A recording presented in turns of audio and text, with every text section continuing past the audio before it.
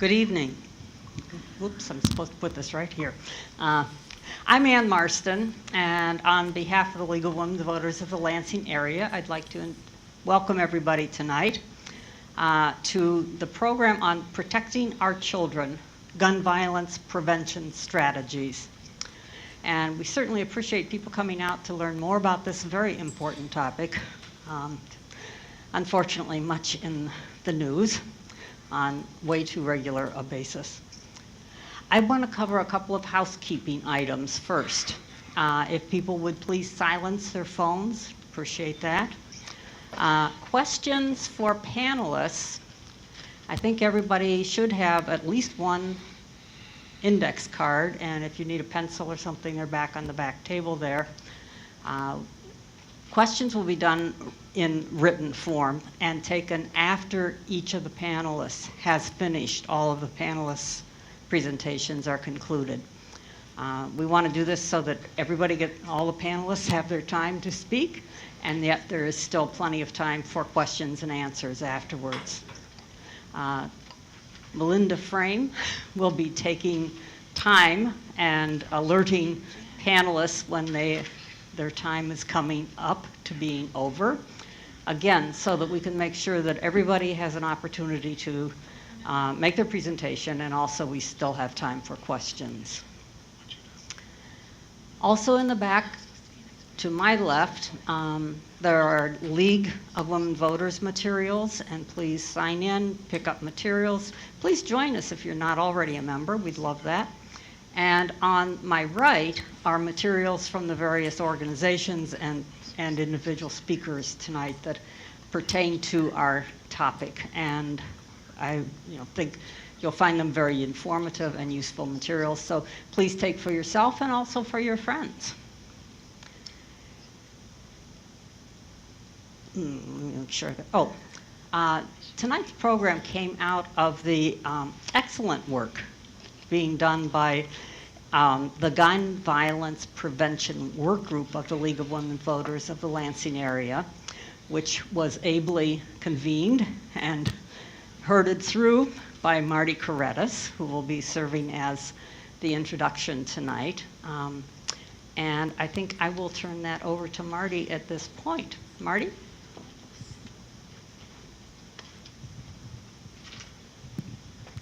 Thank you, Ann, very much. I'll mention very briefly the work group that Ann alluded to. Small but powerful and hardworking, Melinda Frame, Trudy Bauer, and Ann Marston.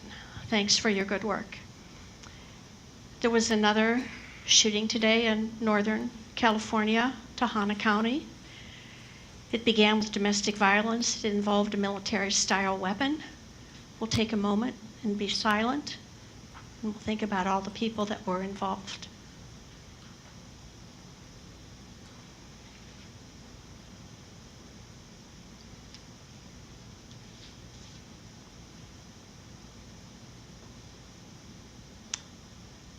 Thank you. I want this evening to be hopeful. We have an excellent panel here, and their remarks will be based on data, evidence, and research, because in many situations we do know what to do to reduce gun violence, and we'll share some of those solutions with you.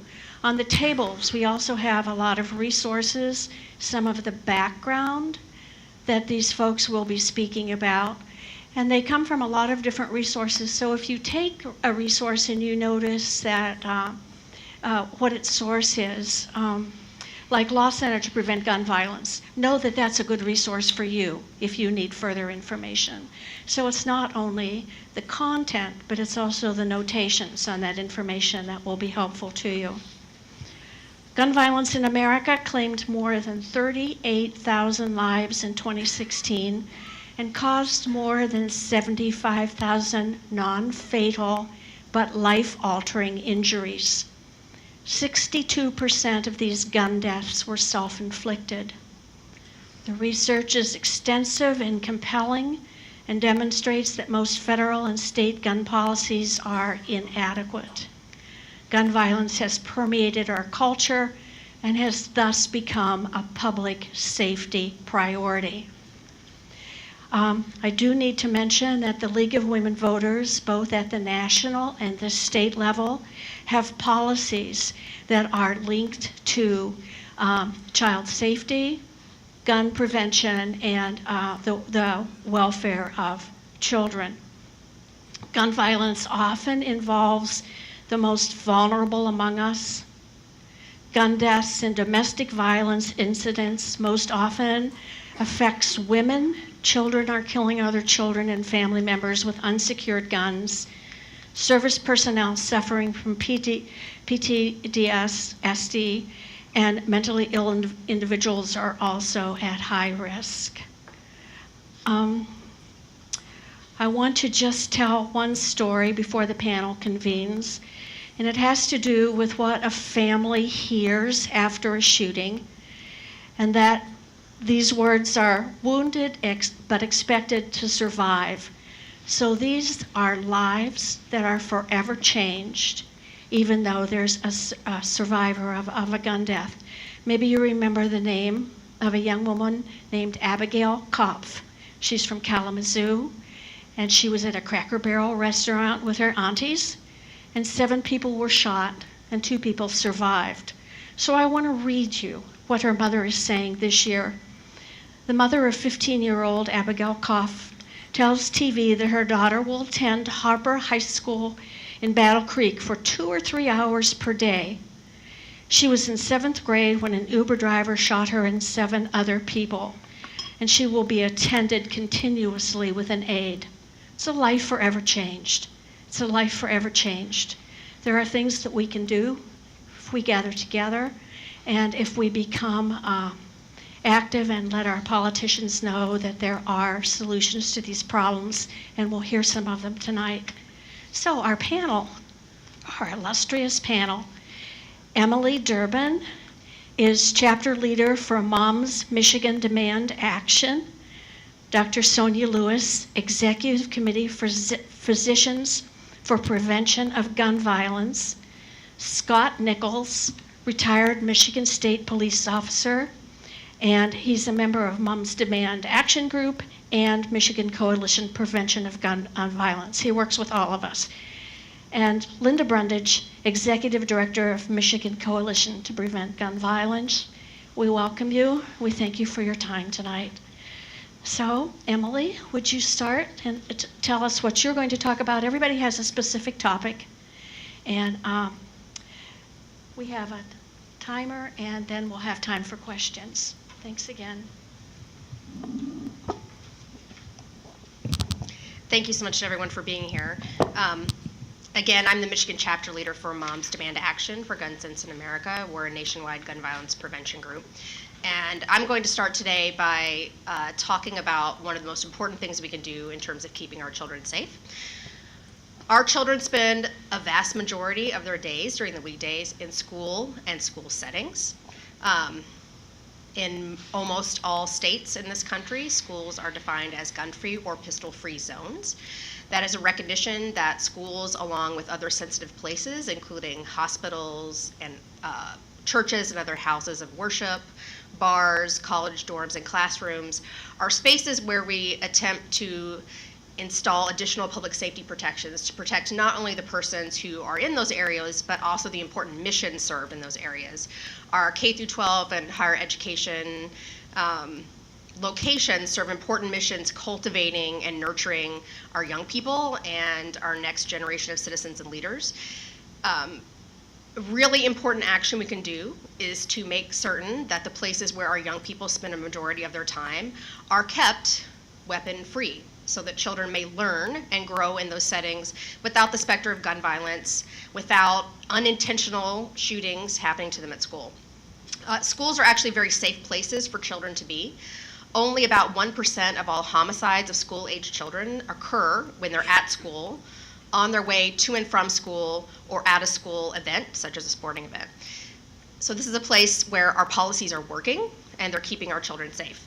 Unfortunately, it is a priority of the corporate gun lobby to force guns into many of these sensitive spaces across our country. including college dorms and classrooms and K through 12 schools.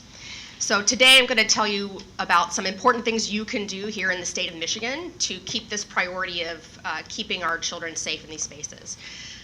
The Michigan Senate last week passed a set of bills that would allow for guns in all places designated as sensitive spaces in the state of Michigan, all those places I just told you about. Hospitals, places of worship, bars, college dorms and classrooms, and K through 12 schools. Moreover, one of these bills would force guns onto K through 12 campuses by prohibiting school districts from taking any additional steps in terms of gun policies on their premises. So one thing that's very important to do is to make sure that our elected officials are making decisions about school safety that is in fact based on the evidence about what works in terms of keeping children safe at schools, and that they are not allowed to gut our long existing public safety protections and keep kids in K through 12 schools safe. These bills will now move to our House in the other chamber. So actions that people can take include reaching out to their state representatives to ask them to vote no on Senate Bills 584 through 586. They will be heard in committee. They will likely be heard on the House floor. If they pass the House, then there will be a Governor Snyder's desk to consider. And so I'm asking everybody here today to learn more about school safety and the policies we have that keep kids safe, and to reach out to your elected officials to ask them to vote no on these bills. It is very important that they're aware of the public pressure surrounding these bills and that they are held to account for taking votes that do not represent the will of the people. In addition to Moms Demand Action and many of my coalition partners here today who oppose these bills, other stakeholders also spoke out in committee about these bills, including representatives of the PTA, educators, church members, owners, and leaders of churches. There is wide agreement across stakeholders that these bills do not, in fact, protect Michigan's children or other citizens. But some elected officials would like to push these bills through nonetheless. Today, Linda is manning our table in the back. We actually have an opposition postcard that you can sign that will be delivered to important elected officials to indicate your opposition to these bills. We also have some additional literature that you can read that will tell you more about this and some of the other actions that our group takes. We'll be there when it's heard in the House. We'll be there when it's voted on the floor, and if anyone would be interested in joining us and learn more about that, Linda can help you with that as well. Thank you.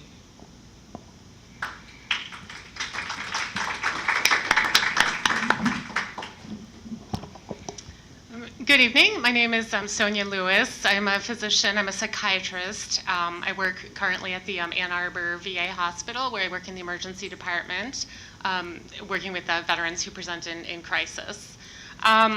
I was actually asked to speak tonight on the topic of teen suicide, and I will talk about that, but I wanted to actually sort of generalize the topic and speak more to the issue of gun violence being a public health crisis. I should backtrack and say that I actually am representing an organization. I'm not representing the VA. I'm representing Physicians for the Prevention of Gun Violence, which is a volunteer organization that I work with, and was founded by two physicians after the Virginia Tech massacres in 2007. And we take the position that gun violence is a public health crisis. Really, it's an emergency and needs to be treated as such and dealt with through preventive measures. In our organization, our goals are to educate, to advocate, and to empower physicians to speak out against policies that promote gun violence in our communities. And we do this through advocating for legislation. I actually wrote myself some testimony for these bills that Emily was just talking about. I wasn't able to get to Lansing myself, but we have testified in the past. But a major thing that we do in our organization is speak to medical professionals at all levels, starting from medical students up to professional in-practice physicians, and really introducing them, sometimes introducing them for the first time to the idea that gun violence is a public health, it's a medical crisis. I think we think in terms of a criminal issue, but it's a public health crisis when we think of the injuries, the physical and the emotional injuries that victims and survivors sustained from this to the tune of over 33,000 people per year. We need to deal with this urgently. I actually started getting involved in this issue a couple years ago when there was an open carry incident at Pioneer High School, where my daughter is now a student. And when I started getting involved with this issue, it didn't make any sense to me that there was any argument. It just seemed like a no-brainer. You know, why do people want to bring guns into schools? It's just obvious to me. And I thought to everybody that this could only lead to problems, to shootings, to accidental shootings, negligent shootings. And as I got more involved with the issue, I realized how complex and how difficult it is. But I'm happy to have the opportunity to work to change the culture and to be part of the solution. I think people are sometimes surprised to know that some of the barriers to talking about this, at least from a medical standpoint, is that research on this very topic has been suppressed in Congress. Several years ago, in the early 1990s, a study came out that showed that a gun in the home is a clear risk for suicide and for homicide. And the study, conducted by Kellerman and Associates, was swiftly cast as promoting gun control. And a congressman by the name of J. Dickey, who is now deceased, promoted language that was adopted by Congress that prohibited any funding for federal research that would, quote, promote gun control. So research on this important topic has been squelched, and to this day that language still exists, even though J. Dickey, the author of the legislation, came to regret his words, and shortly before his death, publicly came out and said, had he known the devastation that would be wrought by all these mass shootings and the enormous toll of gun violence, he never would have introduced this language. But nevertheless, we're stuck with this. So that is a barrier to furthering solutions to this problem. I was asked to talk about suicide. I think we can't emphasize enough that 2/3 of victims of gun violence are victims of suicide at their own hand. And there are many things that we can do to prevent this, and to work to prevent people from getting access to guns who are in a state of emotional crisis. When I'm at work, it's very common, pretty much every day I'm talking to patients in crisis and asking about access to guns, and making the recommendation that when somebody's in a state of crisis, that they should be separated from firearms. One thing that I found and is generally recommended is to cast this in terms of recommending safety and advocating for safety, partnering with patients. And I have to say that most of the patients that I work with are very amenable to this idea. In fact, are grateful that somebody cares enough to bring it up. I rarely encounter patients in my practice that want to argue with me or convince me otherwise, although it does happen. But I think taking the approach of partnering with people and really emphasizing the idea that I'm there as a partner, as somebody who wants to help them with their health, with their safety, and prevent them from making a mistake that would cost them their lives. I think it goes a long way most of the time. Most people who actually commit suicide, it often is an impulsive act, although patients may think about suicide and have recurrent thoughts of it, over years. The actual act may be very impulsive, and the time between a thought and an action can be as little as 5 minutes. So really working to restrict access to people, of guns, to people at times of crisis is one of the most important interventions that we can make. And I'm asked to speak about teens. I think we need to just recognize that teenage depression, mental illness, emotional crises are prevalent in teenagers, and they may not be talking to us about it, but we need to know that this is an issue. We also need to remember that our children are very smart. and they know where guns are in the home. The American Academy of Pediatrics has said that the best way of dealing with the problem of guns being accessible to teens and children is to simply not have a gun in the home.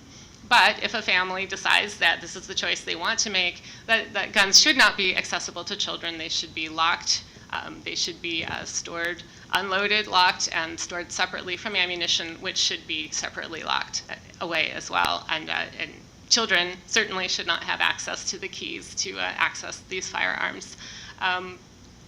A study that was done in, I think it was 2006, 2007, they asked 200 parents whether they thought their children had knowledge or had handled firearms in their homes.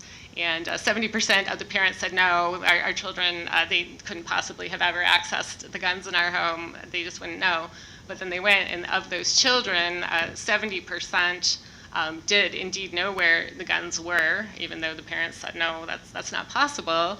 And of that 70% who knew where the guns were, I forget the numbers, I think it was like 22% of the boys and 12% of the girls had actually handled those guns in the home. So our kids are smart, they're resourceful, and when we're talking about children, they may think that they're toys. So I think that our other speakers will talk a great deal about things that we can do to prevent our children from accessing them. But this is a really important component of the prevention efforts and ways that we can keep our children as well as our adults who are in the midst of an emotional crisis safe. I think I will stop there. There's so many things to talk about, but I will turn it over to Scott. Thank you. Well, thank you very much. I really appreciate being invited here tonight. What my topic is extreme risk protection orders. So first, I'll kind of talk about nationally where this is at, maybe give you some terminology that you might hear in the news as this comes up, and then also talk locally here how it's affecting us and where it's at.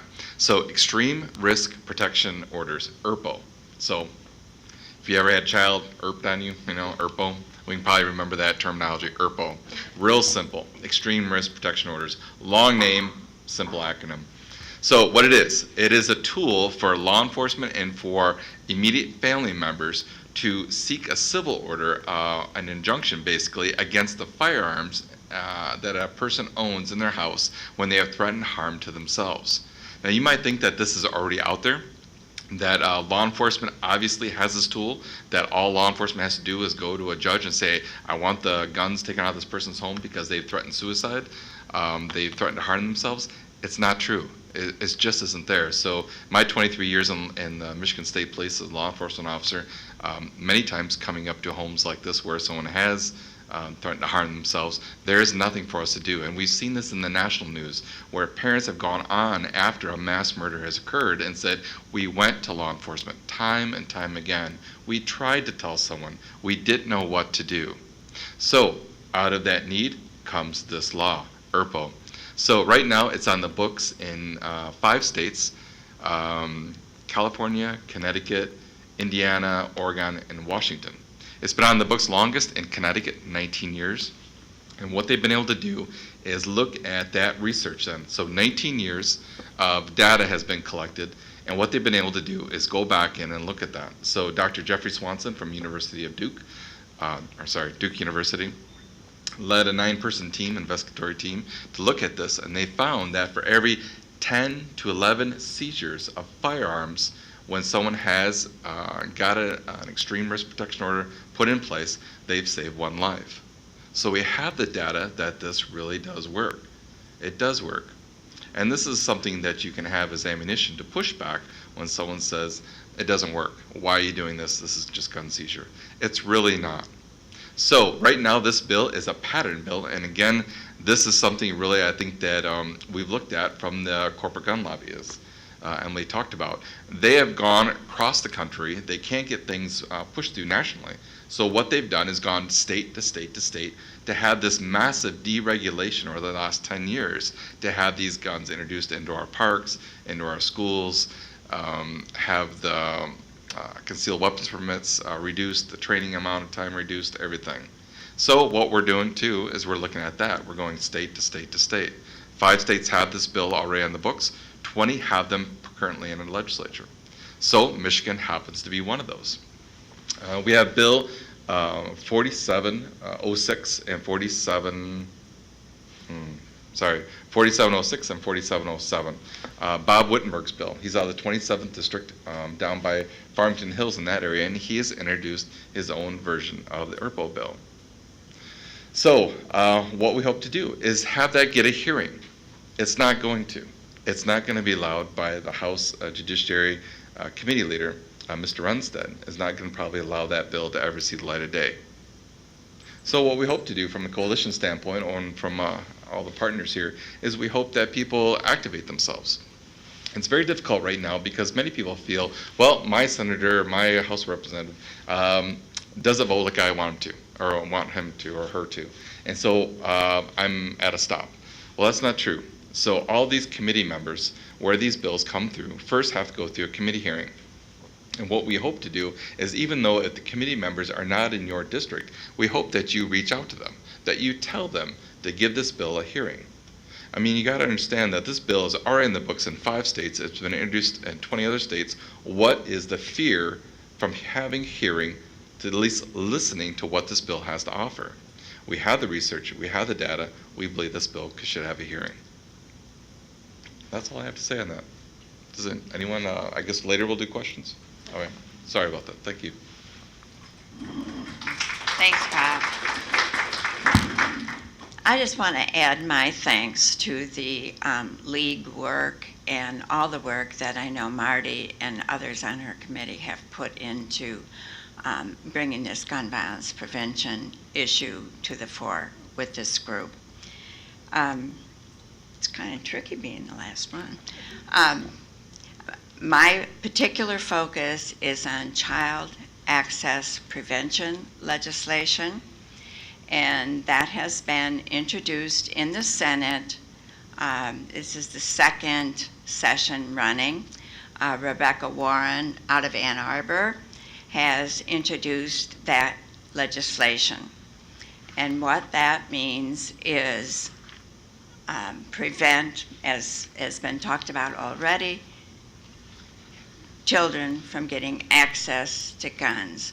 We've pretty much come down to the point where almost the entire gun violence prevention issue can be addressed if we just address access. And tonight we're particularly focused on children and their access. It's 27 or 28 states have child access prevention legislation, which means that the owner of the gun is held responsible for what happens with that gun. Simply put, and Sonya addressed this a little bit, if you are not using your gun, it should be unloaded and locked. End of discussion. Really, it is that simple. And if that doesn't happen, then the owner should be held accountable. This type of legislation will be a great boon to prosecutors in our state. Kim Worthy down in Wayne County is doing an excellent job of beginning to prosecute the adult owners if a child gets a gun. But she has to sort of, I would say, do some legal gyrations to work that out. If we had this type of legislation, she would have, and as would all of our prosecutors, have a ready kind of go-to type of law that they could respond to.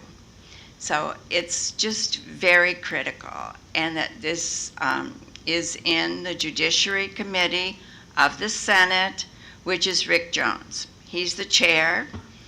He needs to hear from all of us, every other day. So get up, brush your teeth, dial the phone. Get up the next day, brush your teeth, dial the phone. Let people know that we do not want guns in schools, and we want hearings on bills that can in fact save lives, and to stop spending their time and our money on legislation that's going to make us less safe. So how much less safe? Mariah, age 5, a 9-year-old boy. Frankie, age 11, and another 4-year-old boy. Dalen, age 9. Elijah, age 3. Cyrilla, age 13. Tony, age 9. Vasily, age 2. Jalen, age 4. Jamal, age 4.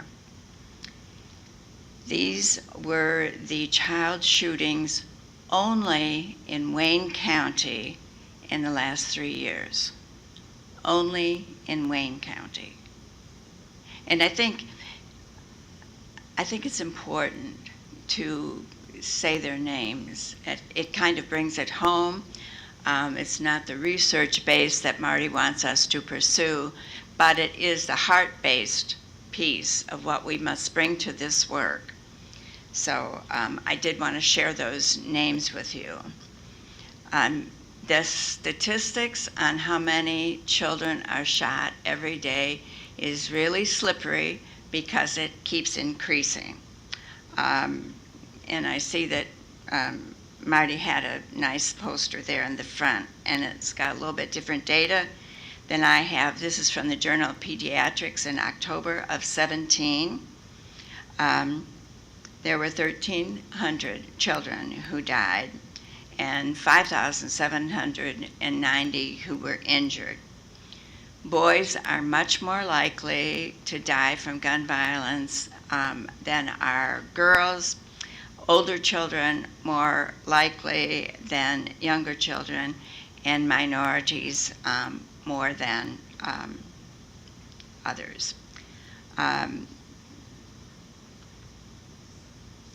This is really tough work, isn't it? I mean, it is really tough work. Between 2012 and 2014, 53% of the children died by homicide and 38% by suicide. And there's one thing that I would really like for everyone, both the panelists and everyone out there, to stop saying unintentional or accidental when it comes to a child death. Those are preventable deaths, and we need to change our language to say preventable. Child access prevention legislation, if the gun is locked up, the ammo stored separately and also locked up, a child is not going to die from that particular gun.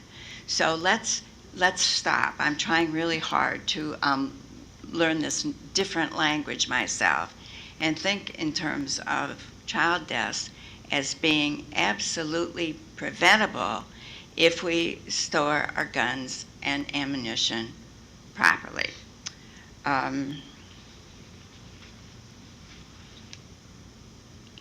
Did I tell you? Let me see. 27 or 28 states do have child access prevention legislation, and like the ERPO, it is proving to be very successful at lowering the death of children by this.